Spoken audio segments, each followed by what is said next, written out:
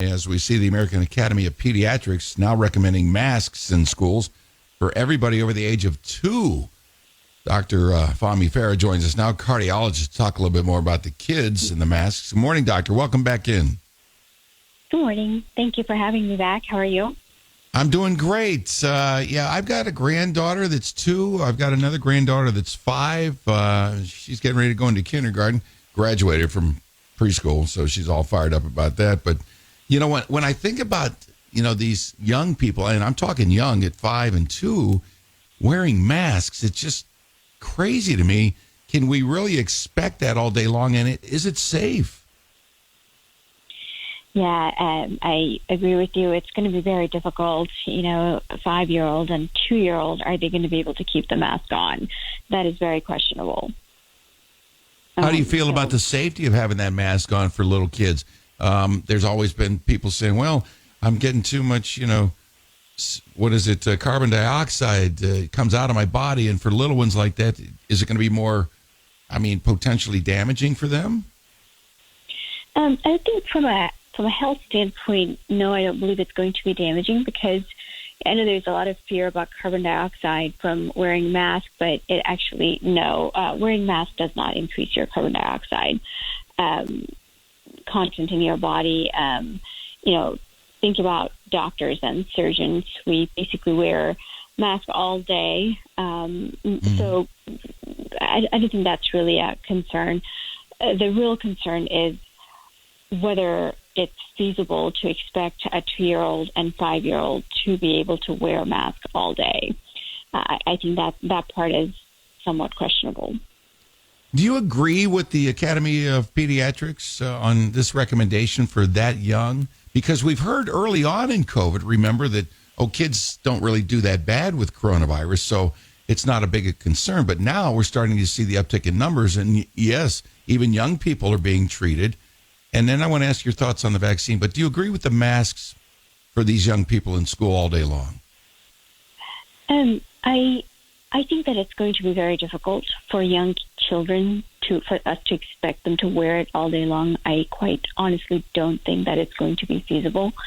But at the same time, I can see where they're coming from, because if we're going to have schools be open and kids go there physically, you asked a very good question, what we've seen so far in kids in terms of COVID-19. You're right. In the previous strains, we did not see kids get as sick.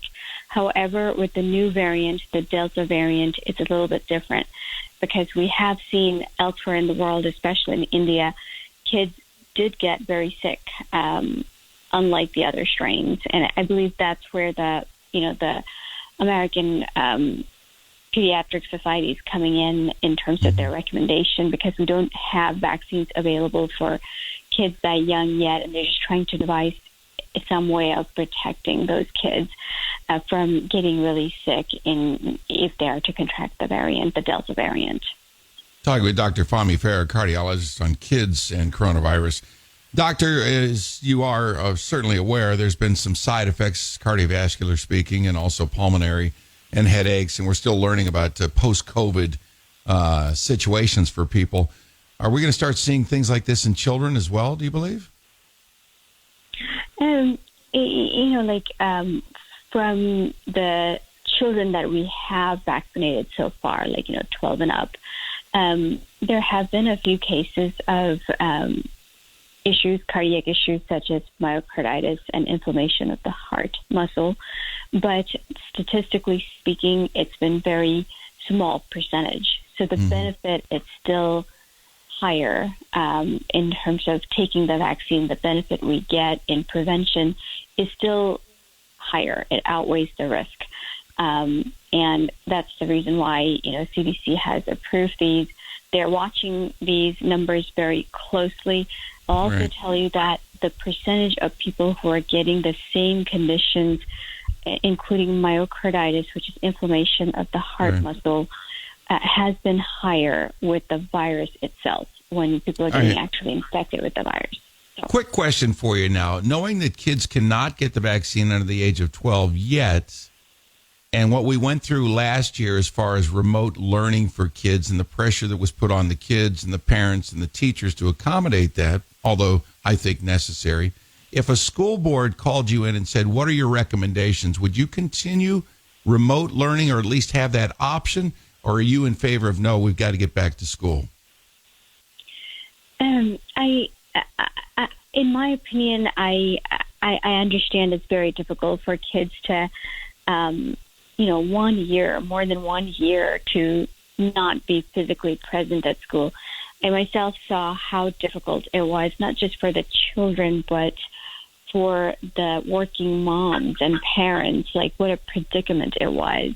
So people really suffered, especially the children. That social element missing was very difficult. From a mental health standpoint, also, it was very difficult. So I understand the need for physical presence at school from a multitude of reasons. But at the same time, I do believe that for health reasons, because we do have a new variant that is more contagious and is getting people more sick, I do think that the option should be there for both, for those parents who can put in the time to be with their children at home, and for those children who are okay being at home. I do believe that it should be a hybrid approach, and that option should be available. All right. Very good. Cardiologist Dr. Fahmi Farah, thank you for your input this morning. I appreciate you, and we will have you back.